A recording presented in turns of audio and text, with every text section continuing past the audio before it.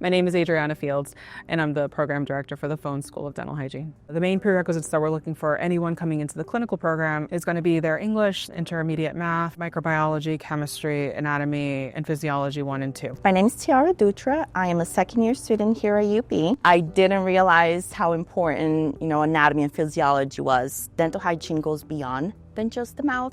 It treats your overall health, so it's really important that you pay attention to all those classes and really give this, your focus and your attention. And it's a great profession. It's a great school to be at. Just go for it.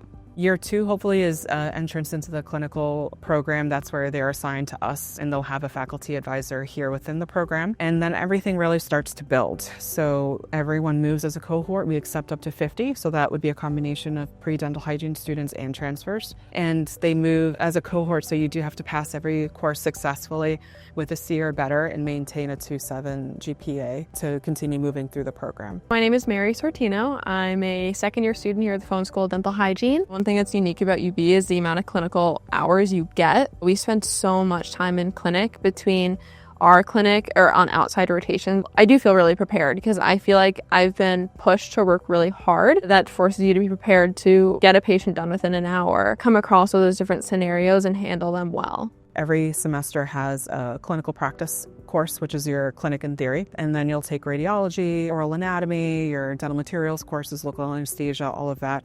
It carries through your 3rd year.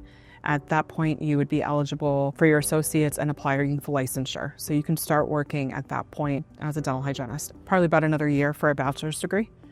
And after that, they can move on to a master's degree if they choose to in dental hygiene. Hi, my name is Amanda Sargent. I'm an assistant professor at the University of Bridgeport Phones Dental Hygiene School. We are the only and the first program in the country to include teledentistry and this equipment in our education curriculum. So the students are educated on the new technology, the scanners, the nomads, the intraoral cameras, and all of this new equipment that they are finding in dental offices today.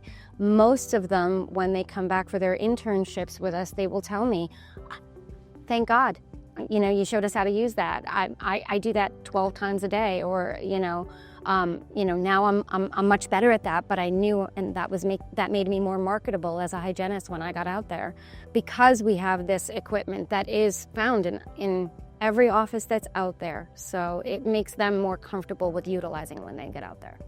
My name is Anna Amor, and I'm a second-year student at UB. It's challenging to decide which school you want to go to.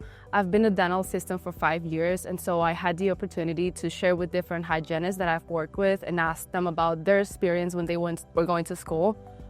And after a long period of research, I realized that I wanted to go to UB, not only because it's the first school of dental hygiene. They have a lot of things to offer to us. Not only seeing patients in the clinic floor, we are exposed to different experiences. We go to schools, we go to hospitals, and I think that really prepares you for when you graduate.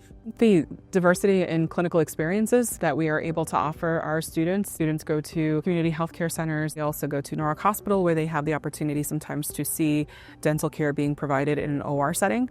And I think that being in Bridgeport, there's a lot of really amazing public health programs here that I really wanted to get involved with. I wanted to have an outreach to the community. I wanted to be involved in something bigger than me.